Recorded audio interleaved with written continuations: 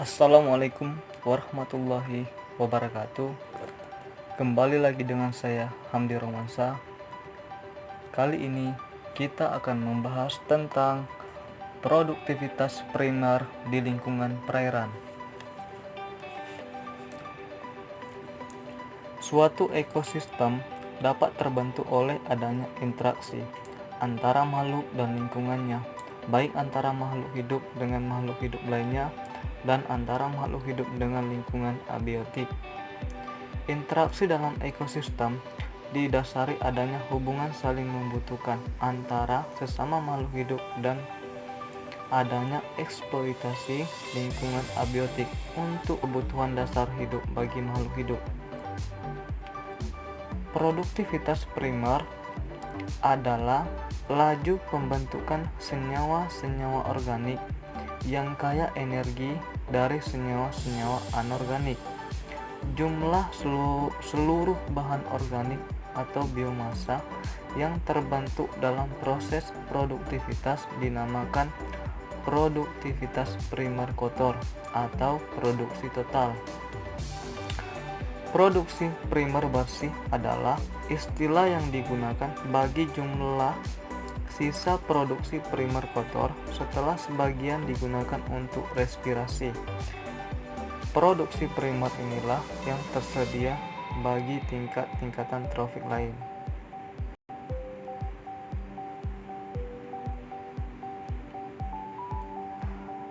Sumber energi primer bagi ekosistem adalah cahaya matahari.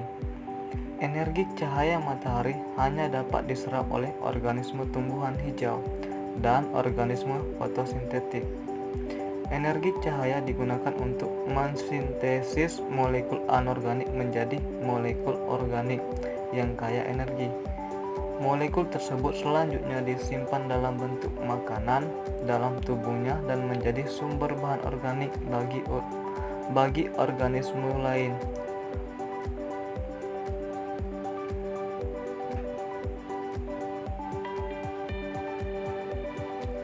Ruang lingkup produktivitas primer.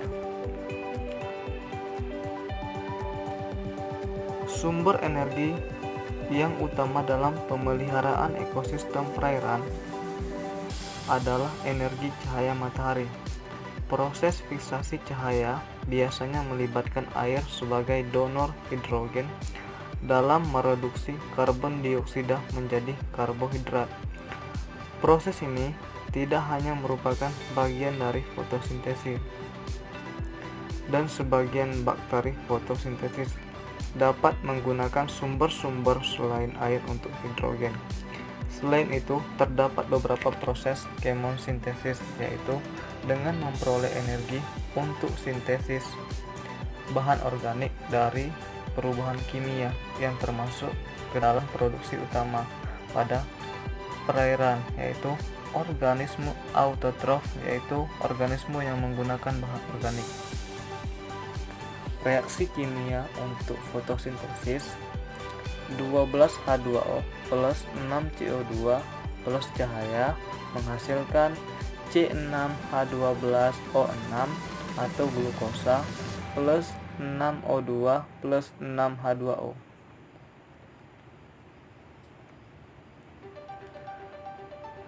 Karakteristik air laut yang dipengaruhi oleh faktor-faktor oseanografi. Suhu. Laut tropik memiliki massa air permukaan hangat yang disebabkan oleh adanya pemanasan yang terjadi secara terus-menerus sepanjang tahun. Pemanasan tersebut mengakibatkan terbentuknya stratifikasi di dalam kolom perairan yang disebabkan oleh adanya gradien suhu.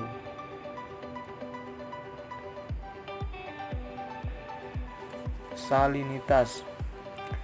Sebaran salinitas di laut dipengaruhi oleh berbagai faktor seperti pola sirkulasi air, penguapan curah hujan, dan aliran sungai.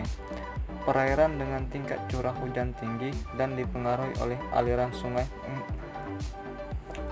memiliki salinitas yang rendah, sedangkan perairan yang memiliki penguapan yang tinggi, salinitas perairan tinggi, Selain itu, pola sirkulasi juga berperan dalam penyebaran salinitas di suatu perairan.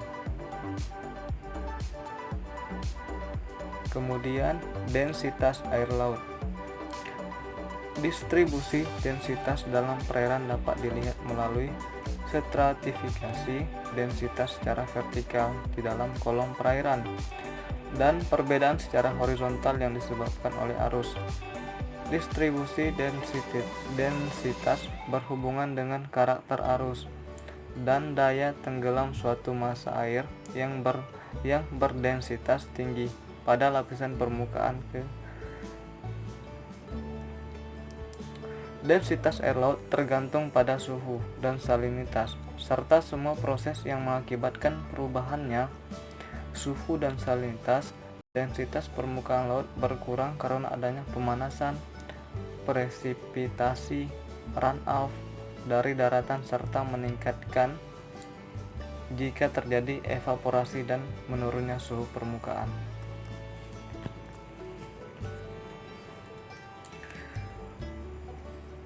Faktor utama yang mempengaruhi produktivitas primer di laut. Cahaya. Cahaya merupakan salah satu faktor yang menentukan distribusi klorofil di laut. Di laut lepas, pada lapisan permukaan tercampur tersedia cukup banyak cahaya matahari untuk proses fotosintesis. Sedangkan di lapisan yang lebih dalam, cahaya matahari tersedia dalam jumlah yang sedikit, bahkan tidak ada sama sekali. Nutrien. Nutrien adalah semua unsur dan senyawa yang dibutuhkan oleh tumbuh-tumbuhan dan berada dalam bentuk material organik, misalnya amonia, nitrat, dan anorganik terlarut asam amino. Elemen-elemen nutrien utama yang dibutuhkan dalam jumlah besar adalah karbon, nitrogen, fosfor, oksigen, silikon, magnesium, potasium, dan kalsium. Suhu dapat mempengaruhi fotosintesa di laut baik secara langsung maupun tidak langsung.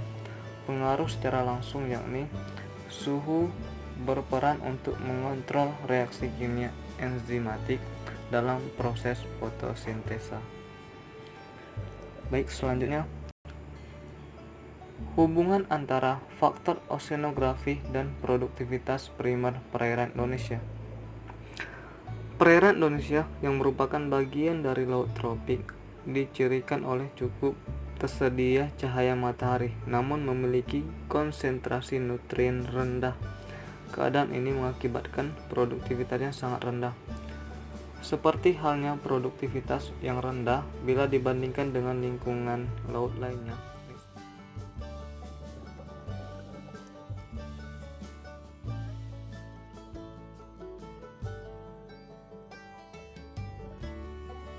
Selanjutnya, laju produksi primer di lingkungan laut ditentukan oleh 3 faktor fisika, antara lain upwelling, yang kedua percampuran vertikal massa air, dan yang ketiga percampuran massa air secara horizontal.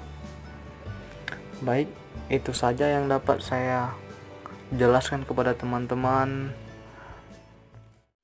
Jangan lupa like, komen, dan subscribe.